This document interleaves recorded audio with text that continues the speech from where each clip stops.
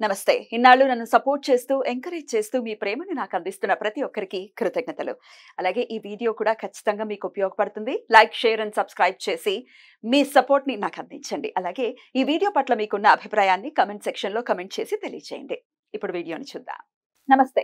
Welcome to our channel. నేను పద్మిని. ప్రస్తుతంతో పాటు ప్రముఖ ఆధ్యాత్మికవేత్త, ఆస్ట్రోన్యూమరాలజిస్ట్, వేదిక్ వాస్తు స్పెషలిస్ట్, శ్రీ విద్య మరియు హనుమత్ ఉపాసకులు బ్రహ్మశ్రీ డాక్టర్ సిస్లా జయశంకర్ గారు ఉన్నారు. మాట్లాడతాం. సార్ నమస్తే. సార్ బాగున్నారండి? బాగున్నానమ్మా, మీరు ఎలా ఉన్నారు? నేను బాగున్నాను సార్.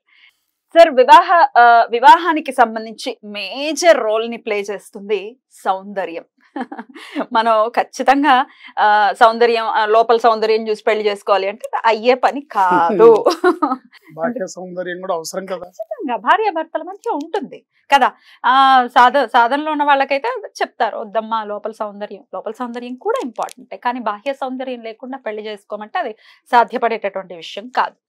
నాకు కూడా బోల్డ్ సంబంధాలు వచ్చాయి, నేను చేసుకోను అని చెప్పిన రోజులు ఉన్నాయి. సో డెఫినెట్ గా ఎవరైనా ఇలాగే ఉంటారు. బాహ్య సౌందర్యం అవసరం. అయితే మా పిల్ల చాలా అందంగా ఉంటుందండి, కుందనపు బొమ్మలా ఉంటుంది, లేకపోతే మా అబ్బాయి చాలా అందగాడు, అయినప్పటికీ వివాహ సంబంధాలు వస్తున్నాయి కానీ పోతున్నాయి, ఒప్పుకోవట్లేదు. పోనీ చదువుకోలేదా? చదువుకున్నారు, బోల్డ్ అంత చదువుకున్నారు, బోల్డ్ అంత ప్యాకేజ్, డబ్బులు బాగా సంపాదిస్తున్నారు, అయినా సంబంధాలు సెట్ అవ్వట్లేదు. ఎందువలన?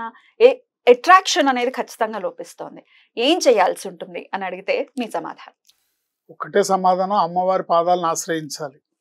ఇవాళ రేపు ఈ సౌందర్య పోషణ మీద కొన్ని వేల కంపెనీలు కొన్ని వందల వేల కోట్ల టర్న్ ఓవర్ ని చేస్తున్నారు. వాళ్ళంతమంది బతికేస్తున్నారు దాని మీద. తర్వాత బ్యూటీ పార్లర్స్, తర్వాత ఏమీ రాని వాళ్ళు బ్యూటిషియన్ కోర్స్ నేర్చుకుని కూడా జీవితాన్ని గడుపుతున్నారు. దీంట్లో రకరకాలుగా కొత్త పోకడలతో సౌందర్య పోషణ అనేది ఒక పెద్ద ఇండస్ట్రీ అయిపోయింది. సో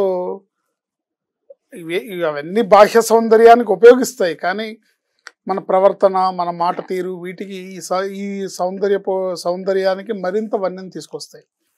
సో జనరల్గా ఏంటంటే చూస్తుంటాం మనం చాలా చోట్ల, మనిషి బాగానే ఉంటారు కానీ ఎందుకో నచ్చరు మనకి. కొన్ని చోట్ల కొంతమంది నల్లగా ఉన్నా కూడా విపరీతమైన ఆకర్షణ కలిగి ఉంటారు, చాలా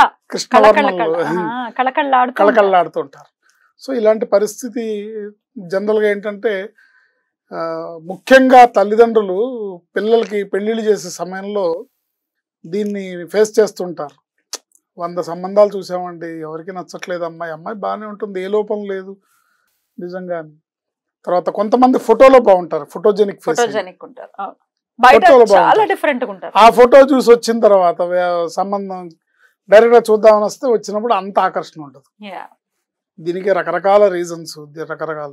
సో ఆ రీజన్స్ అన్ని పక్కన పెడితే మనం అమ్మవారి పాదాలను ఆశ్రయించి అమ్మవారిని ప్రార్థిస్తే మనలో ఆ సౌందర్యం పెరుగుతుంది. ముఖ్యంగా ఆడవాళ్ళైనా మగవాళ్ళైనా. చాలా మంది మగపిల్లలకి పెళ్లిళ్ళు అవ్వట్లేదు, ఆడపిల్లలకి పెళ్లిళ్ళు అవ్వట్లేదు. ఇక్కడ లింగ భేదం లేదు, సౌందర్యం అనేది అందరికీ కావాలి.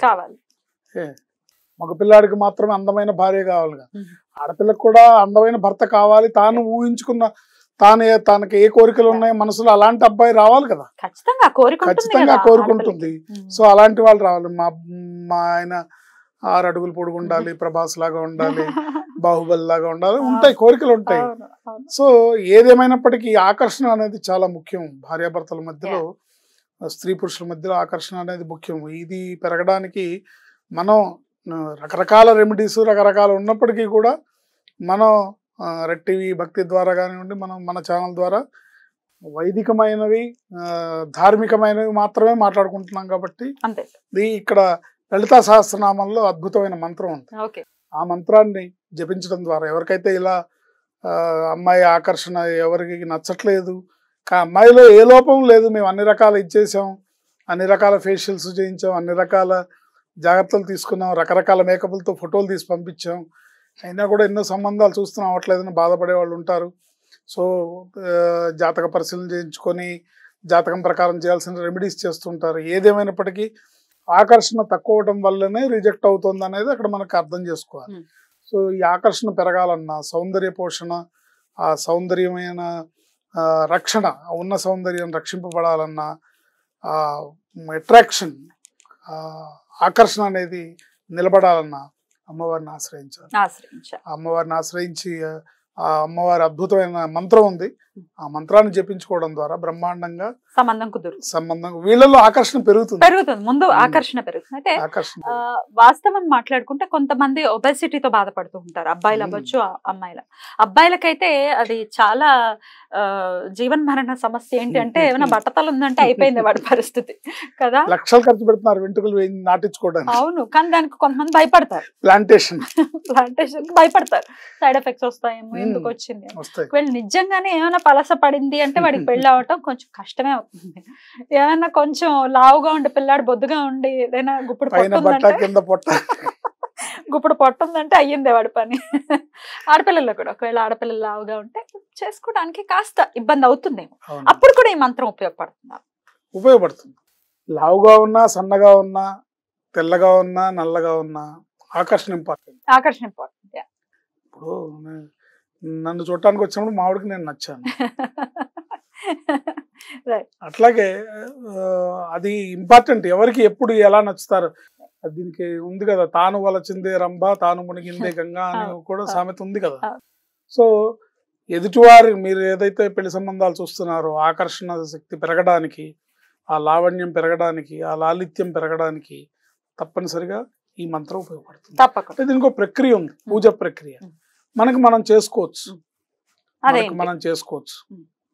ఓం ఐం హ్రీం శ్రీం మహాలావణ్య సేవదయే నమః. ఓం ఐం హ్రీం శ్రీం మహాలావణ్య సేవదయే నమః అనే మంత్రాన్ని రోజుకు 1000 సార్లు కూర్చొని వాళ్ళు ఎవరికి వాళ్ళు ఇంట్లో కూర్చొని, అంటే దీనికి పెద్దగా మడి ఆచారాలు నియమనిష్టల కలవు. చక్కగా పవిత్రమైన బట్టలు, ఉతికిన బట్టలు వేసుకొని చేసుకుంటే చాలు.